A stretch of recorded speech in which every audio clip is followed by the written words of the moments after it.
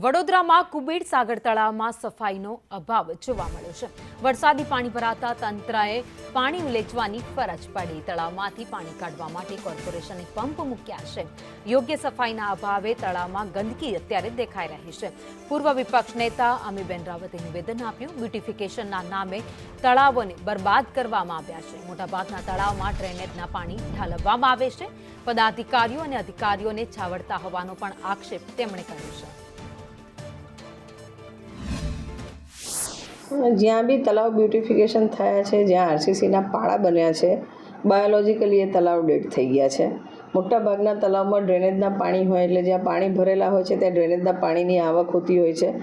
બાકી જ્યાં તળાવ ઊંડા કર્યા છે, સપોઝ છાણીની વાત કરીએ કે કુબેરેશ્વર તળાવની વાત કરીએ તો જ્યારે એનું કામ થતું હતું ત્યારે ધ્યાન રાખવામાં આવ્યું નથી ને એના જૂના જે ઇમ્પરવિયસ લેયર હતા, ઇમ્પરવિયસ લેયર, એ બધા લેયર તૂટી ગયા છે। એટલે પાણી જે બી આવે છે જમીનમાં જતું રહે છે અને એની સંગ્રહ શક્તિ રહી નથી।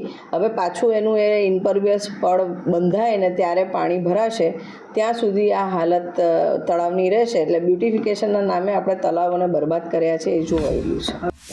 સ્માર્ટ સિટીના સ્માર્ટ સત્તાધીશો દ્વારા વડોદરા શહેરના મોટાભાગના તળાવોનું બ્યુટિફિકેશન કરવામાં આવ્યું છે, જેમાં કરોડો રૂપિયાનો ખર્ચો કરવામાં આવ્યો છે।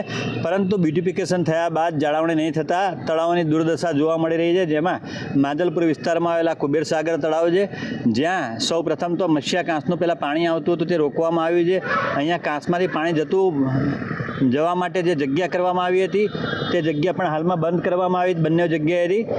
જે સામેની જગ્યાએથી આપ જોઈ રહ્યા છો તે પાણી મત્સ્ય કાંસમાં ડાયવર્ટ થઈને વિશ્વામિત્રી નદીમાં મળતું હતું, ત્યાંથી ઢાઢરમાં મળતું હતું, પરંતુ એ પાણી પણ હાલમાં રોકવામાં આવ્યું છે, દરવાજા મૂકી દેવામાં આવ્યા છે। હાલમાં જે ગંદકી દેખાઈ રહી છે અને પાણી જે ભરાયું છે તાજેતરમાં કમોસમી વરસાદને પગલે તે પાણી નિકાલ માટે હાલમાં પંપ મૂકીને કોર્પોરેશન સત્તાધીશો પાણી ઉલેચી રહ્યા છે, પરંતુ યોગ્ય સફાઈ તળાવની નહીં થતી હોવાથી અહીંયા દુર્ગંધ અને જે ગંદકી છે તેને તાત્કાલિક હટાવવા માટે રહીશોની માંગ ઉઠી છે।